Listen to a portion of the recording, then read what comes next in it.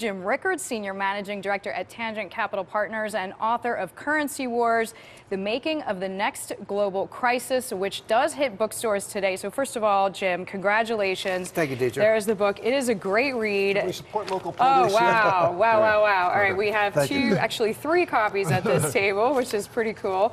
And it brought me back to the 80s, you know, war games. We were talking about Matthew Broderick. We have a clip for you later. It's not Dr. Strangelove. I kind of date myself when I talk about Dr. Strangelove. Okay, but so that we'll was, I grew up in the Cold War, but War Games is a more recent film. Before the break, we were talking about farmlands and about gold. Jim Grant said the magic word gold, and I know you both have some very specific ideas.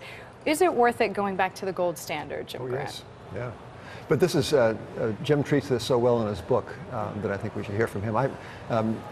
Jim, you said in your concluding chapter, you said that because the academics will have no part of it, they scorn the idea, that therefore it is an improbable idea.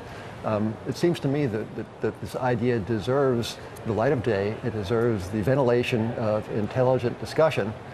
And you know, the goal, I mean, I take it as a postulate of our lives that whereas material progress is cumulative, financial progress is cyclical. Right. And when we say you can't go back, well, wait, you can go back, as you say so well, to a simpler and more efficacious system. The system we have now, in its complexity, is doomed, no? Well, one of the criticisms I hear is, Jim, don't you want to make us go backwards? My answer is, if you're about to drive over the cliff, going backwards is not a good thing. Not a bad thing to do. That little reverse is important. But you said as well in your book, you just reminded us that Ben Bernanke himself is actually somewhat against this idea because he's, of course, a student of the Great Depression and points out that economies that have been in depression come out of depression much more slowly, right, if they have this link to gold. Well, that's true. Ben Bernanke is not only a scholar of the Great Depression, he actually wrote a paper in the 90s on the gold standard, the problems with the gold standard. The economists to this day, one of the reasons they disparage gold is because of the gold exchange standard of the late 1920s, early 1930s.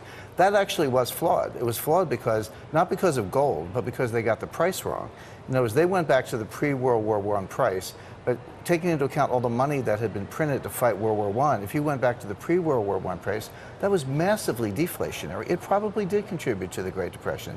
So that's a fair criticism. But the criticism is not gold, it was the price. If they'd gone to $50 an ounce, we might have avoided the Great Depression. And Deirdre, if, everyone harks back to the Great Depression as the one and only historical event of the 20th century. Right, that's our marker, right? But there's more. But they say you can't get out of a depression without pretty immense amount of money. In the Depression of 1920-21, after the First World War, hugely severe, 14% down in industrial production or something, real GDP down close to 10%, 12% unemployment, commodity prices down something like 40% top to bottom.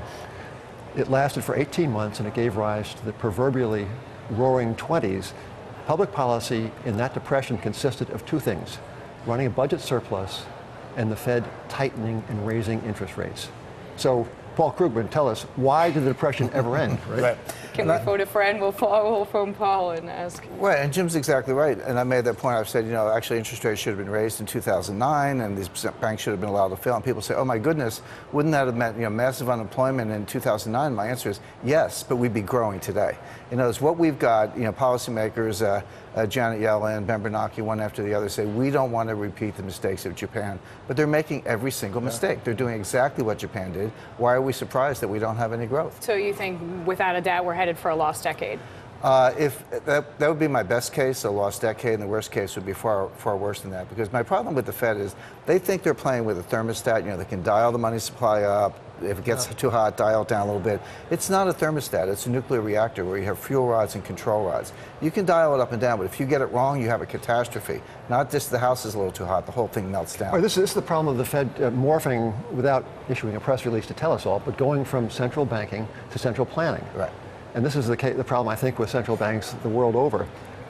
They are in the business of imposing prosperity through financial means rather than treating prosperity as a co-product of actual growth. What about people who say, what are their choices, though? That's always the counter-argument that I hear. What are their choices given the times we're in? The threshold job of these people is to listen, is to listen to, and read Jim's book, and to listen to the arguments that what they are doing is not just technically maladroit but fundamentally misplaced. Their intentions are the best in the world, but what they're doing is incalculable harm. By the way, I don't think we're not Japan. Japan has a kind of a national or hugely problematic view towards failure. Japan will not admit it, won't reprice it, won't move on to the next thing. America has that capacity, but just as you say, that capacity is being bleached out of us through public policy. Well, Jim's right. We showed the capacity in 1990, 1991. We had a decade of the S&L crisis, and then the RTC came in. I was down the RTC doing deals before they had furniture. It was a new agency.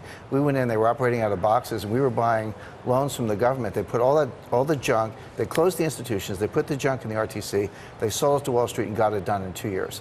This is just going to drag on for 10 years. Okay, it's not global thermonuclear war we're talking about is global currency wars, just as damaging, though. Jim Rickards of Tangent Capital Partners wrote a book about it. It's out today. So he writes about taking part in a Pentagon war game focused on this intersection of, well, finance and military strength, or finance and defense. Jim Grant of Grant's Interest Rate Observer here with us as well. And at the heart of a lot of this book, Jim, is the discussion about gold, which we were having earlier. What is the right price for gold? Well, Deidre, considering that smart people like Winston Churchill got it wrong in the 1920s, I think humility is called for. My approach is not so much to name a price, but to get the questions right. If you get the questions right, you can work towards a price. So what are the questions? Every gold standard is some relationship between paper money and gold. And so the first question you have to answer is, what is your definition of money? Are you going to use M0, which is base money, M1, which includes checking accounts, or M2, which includes money market funds? So you've got to answer that. The second question you have to answer is very important. What percentage gold backing do you want? Now, the hard shell gold bugs, Murray Rothbard would say you need 100% because you can't trust the government.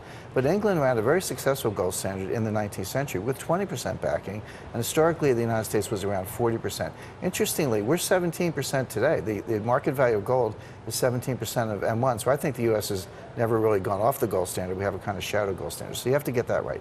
The third thing is, who's in the club? Does the U.S. do this unilaterally, in which case you get one set of ratios? I think it's more likely to do it globally. If only the U.S. did it, that would be the only money that anybody would want. And so, but the problem is when you throw in everyone else, particularly China, you dilute the ratio because they have they have 4 times our M1, but only 1/8 our gold. So there's a 32 dilution factor if you put them in the group. And then the final thing you have to, so when you do all that, you get a range. And actually, this is all in the book. I've calculated all these ratios. At the low end of the range, you get about $3,000 an ounce, which is not far from where Jim and Lou Laramie and others have been. At the high end, if you include the U.S., ECB, and China, using M2 with 100% backing, which I don't recommend, but if you did that, it's $44,000 an ounce. That's good. Yeah, that sounds about right. That was the number you're going to say? So just to be clear, I'm not predicting $44,000 gold. What I'm saying is this is 8th grade math. These are not pie in the sky numbers. Yeah. But for the present day investor, I mean, the truth of it is that gold yields just as much today, down $37, as it did yesterday. The PE is the same. There's no conference call today as there was. So gold is a kind of poetry, but I think more tangibly and perhaps more meaningfully, I value it as kind of conceptually as 1 divided by N, where N equals the world's faith in the judgment and the wisdom of people like Ben Bernanke. So it's 1 over faith. And insofar as faith dwindles, which I think it should because of the nature of the complex system that Jim describes so well in his book, as that faith dwindles, the price will rise. And I think as the world turns away from the regime of the past 40 years and towards a truly elegant and simple system that prevailed not so long ago, that the gold will settle into a much higher price, I think. But as Jim said, and we should emphasize, one is humble before this non-yielding asset. And it's idea. We're talking about an idea. We're not talking about the actual price that gold will hit on the market. But I mean, in the book, the simulation was really interesting. What if Russia, I'm just picking a random country, decides they don't want to basically do business in dollars anymore, right? And they create a currency, put all the gold, you can deposit it in Switzerland. There's a bank in London. In London, right. And you just issue a currency, and then that's what they choose to export in. Well, this was a gambit in the war game. And I was on the China team, but I had a good friend on the Russia team, and we said, well, let's give the Pentagon their money's worth. It was, for the viewers, this was the first ever financial war game conducted by the Pentagon. We did it at the Warfare Analysis Laboratory inside a applied physics laboratory, top secret weapons laboratory. They had done many, many war games over the decades. This was the first financial war. You couldn't shoot or explode anything. It had to be commodities, currencies, stocks and bonds. And I played on the China team. When I got back, I said to my wife, I have good news and bad news. The good news is my team won. The bad news is I played China. But but that's right. We actually came up with a gold-backed currency using Swiss and London fiduciaries because we knew nobody would trust the Russians. But you could deposit your gold in Switzerland. You could get a certificate from a London bank. That would be money good. And then from then on, if the U.S. wanted or Europe wanted natural resource exports from Russia or manufactured goods from China, you had to pay in this new currency and then see how the U.S. reacted. Well, it is a very good read, and I thank you both so much for coming in. It's been a pleasure to see you both, Jim Rickards. Congratulations. Thank you, thank you, and Sleeping in 11, Jim Grant. Thank you very much.